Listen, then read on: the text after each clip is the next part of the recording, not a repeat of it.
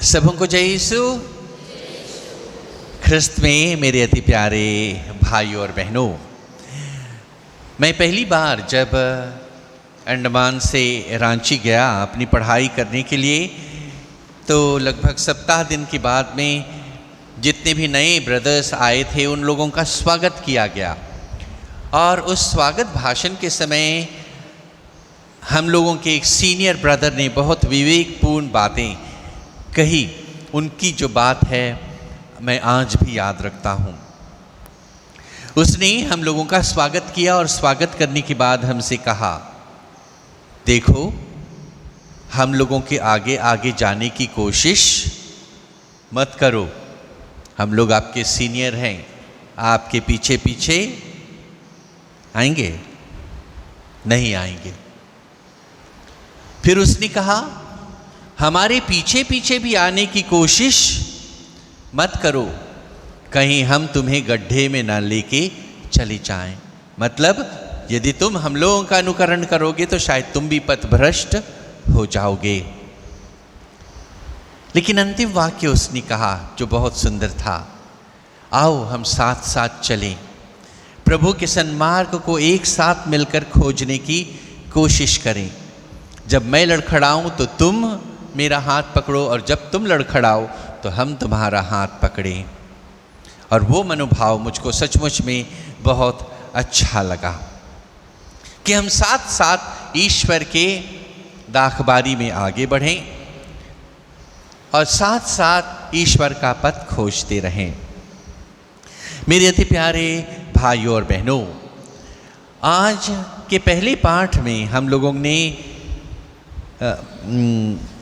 नबी यिर्मयाह के ग्रंथ से सुना।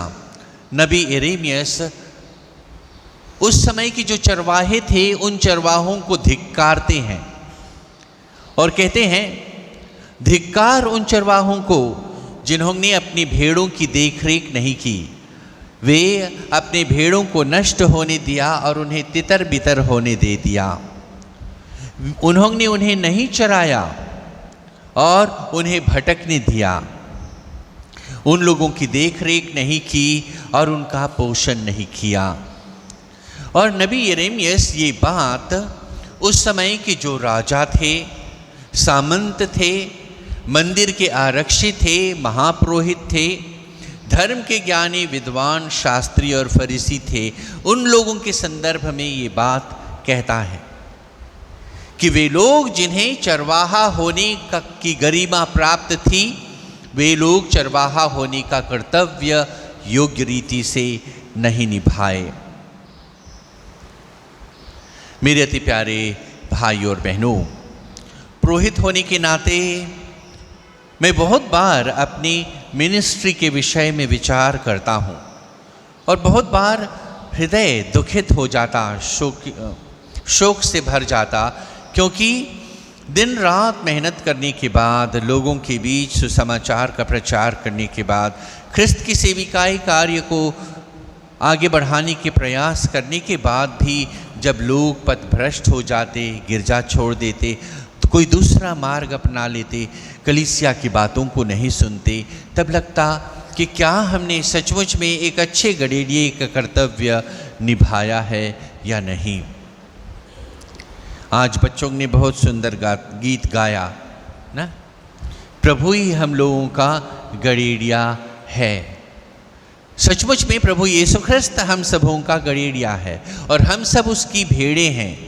लेकिन इस पृथ्वी पर जीवन यापन करते समय हम में से अधिकांश लोगों को चरवाहा होने का भी कर्तव्य प्राप्त हुआ है। हम यीशु की भेड़ें अवश्य हैं, लेकिन हम चरवाहे भी हैं, और चरवाहे होने के नाते हमारी जवाबदेही ये है कि हम अपने भेड़ों की देख रेख करें। माता पिता होने के नाते हम अपने बच्चों के चरवाहे हैं। पुरोहित होने के नाते जो समुदाय हम लोगों की सुपुर्द की गई है, उस कलीसिया की देख रेख करना हमारी जवाबदेही है। यदि हम शिक्षक शिक्षिकाएं हैं तो स्कूल में जो बच्चे हम लोगों के सुपुर्द किए गए हैं, जो हमारे स्कूल में पढ़ रहे हैं, उन बच्चों की देख रेख करना, उनकी आध्यात्मिक, शारीरिक, मानसिक देख रेख करना हमारी जवाबदेही है। और इस जवाबदेही को गडेरिए की जवाबदेही को हम प्रत्येक जन को निभाना अत्यंत अनिवार्य है। जो माता पिता हैं जब अपने ही बाल बच्चों के जीवन को देखते हैं तो कभी कभी हमें भी दुख होता है, निराशा होती है कि जिस तरह से शायद हम लोगों को अपने बच्चों की देख रेख करनी चाहिए थी, हमने उसे योग्य रीति से पूरा नहीं किया। शायद मुझे इस तरह करना चाहिए था, शायद मुझे इस तरह करना चाहिए था। और हमें भी अपनी गलतियों का एहसास होता, अपनी कमज़ोरियों का एहसास होता कि हमने सचमुच में गडेरिए होने के नाते जो सतर्कता हमें निभानी थी, जो जवाबदेही हमें निभाना था, जो निगरानी हम लोगों को करनी चाहिए थी, जो आत्मविश्वास के साथ अपने जीवन के द्वारा प्रेरणा देनी चाहिए थी, हमने शायद नहीं किया। किंतु आज जब हम इस यूकरिस्ती बलिदान में भाग ले रहे हैं, हम प्रभु के कथनों को याद रखें। प्रभु कहता है, मैं तुम्हें फिर से एकत्रित करूंगा। यदि हम विश्वास और भरोसे के साथ फिर से प्रभु के साथ एक नया जीवन आरंभ करना चाहेंगे तो अवश्य प्रभु हमारा मार्गदर्शन करेगा और अपनी कृपा हम लोगों को प्रदान करेगा। आज का सुसमाचार सचमुच में बहुत अच्छा है। बीते रविवार को जो सुसमाचार हम लोग ने सुना था वह था यीशु अपने शिष्यों को दो दो करके सुसमाचार का प्रचार करने भेजते हैं। यीशु अपने शिष्यों को अधिकार देते, अब दूतों को निकालने का अधिकार देते। सुसमाचार जो उन्होंने उनसे ग्रहण किया है उस सुसमाचार का प्रचार करने भेजते और बोलते, जाओ बीमारों को चंगा करो, सदुपदेश दो, लोगों को ईश्वर के राज्य की घोषणा करो, अब दूतों को निकालो और जाओ अब प्रचार करो। ये बीते रविवार का पाठ था। और आज हम सुसमाचार में सुनते हैं शिष्य लोग सर्वत्र सुसमाचार प्रचार करने के बाद आज वापस लौट करके आए हैं।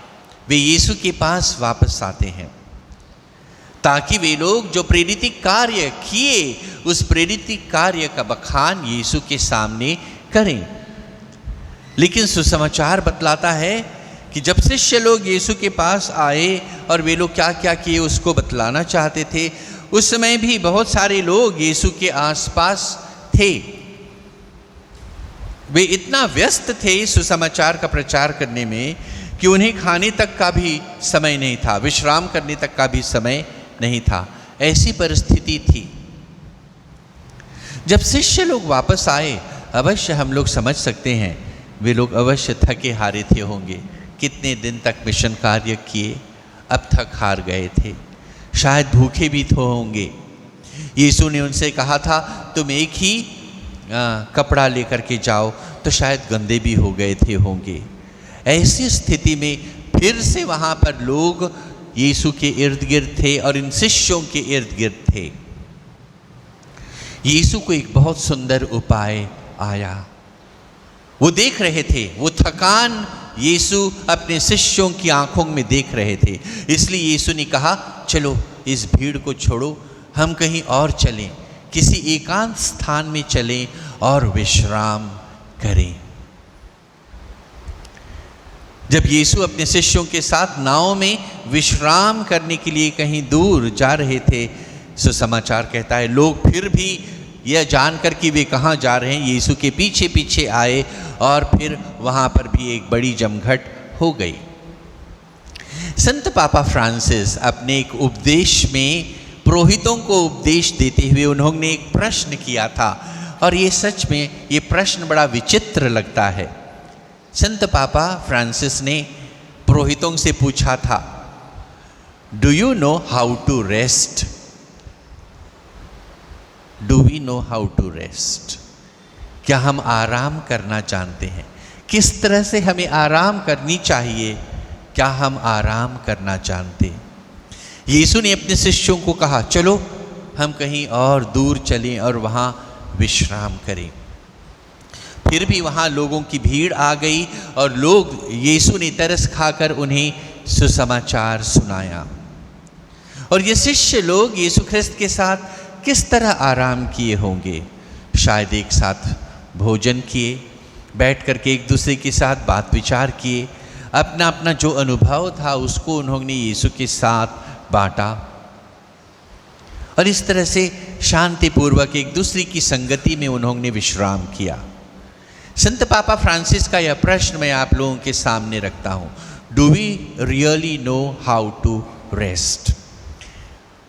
हम सब कोई काम काजी हैं, माता पिता काम काज करते हैं, कोई परिवारों में दोनों पिता भी माता भी काम करते हैं। हम दिन भर भाग दौड़ करते हैं, दिन भर का काम करने के बाद थक जाते हैं, घर आते हैं तो कभी कभी हमारे बच्चे परेशान करते। हमारा आराम करने का तरीका क्या है? अक्सर हम नहाते धोते और उसके बाद में चाय वाय पी करके कभी टीवी के सामने बैठ जाते, कभी अपने अपने आजकल की दुनिया में सब कुछ मोबाइल में है, अपनी ही मोबाइल में लेकर के बैठ जाते। बच्चे लोग कुछ पूछते तो छोड़ो ना, अभी मत पूछो, हम थक गए हैं, मम्मी से पूछो, उसके पास पूछो, मैं इतना थक गया हूँ, कुछ नहीं कर सकता। इस तरह का शायद हमारा आराम होता। लेकिन आज यीशु हम लोगों को सच्चा आराम करने का सच्चा तरीका बताते।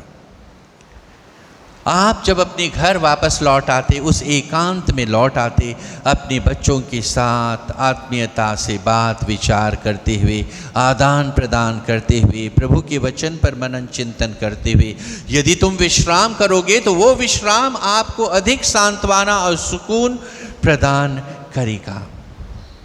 ना कि अकेले में बैठ करके अपनी ही दुनिया में खोए रहो या अपने ही मोबाइल में टीवी में खोए रहो। इस तरह का विश्राम शायद मुझे शारीरिक विश्राम प्रदान करे, लेकिन मानसिक और आत्मिक विश्राम नहीं प्रदान करेगा। यदि हम सचमुच में ख्रिस्त में विश्राम करना चाहते हैं, प्रार्थना एक सबसे उत्तम माध्यम है। परिवार के जनों के साथ आत्मीयता से बैठ करके आदान प्रदान करना सच्चा आराम प्रदान करता है। अवश्य सो जाने से हमें आराम मिलती, शारीरिक आराम, लेकिन यदि हम इस आत्मीयता के माहौल में विश्राम करते हैं तो वो आराम हमें सच्चा आराम देता, मन, शरीर और आत्मा का आराम देता। हम किस तरह आराम करते, इस पर आज हम विचार करें। आज जब हम इस यूकरिस्ती बलिदान में भाग ले रहे हैं, हम प्रभु से ही कृपा और आशीष मांगे कि वो जो हमारे गड़ेड़िए हैं हम उनका अनुकरण करते रहें, और जो गड़ेड़िए होने का जिम्मेदारी हम लोगों को प्राप्त हुआ है उसे भी हम ईमानदारी से और अपनी जीवन साक्ष्य के द्वारा निभा सकें। आमीन।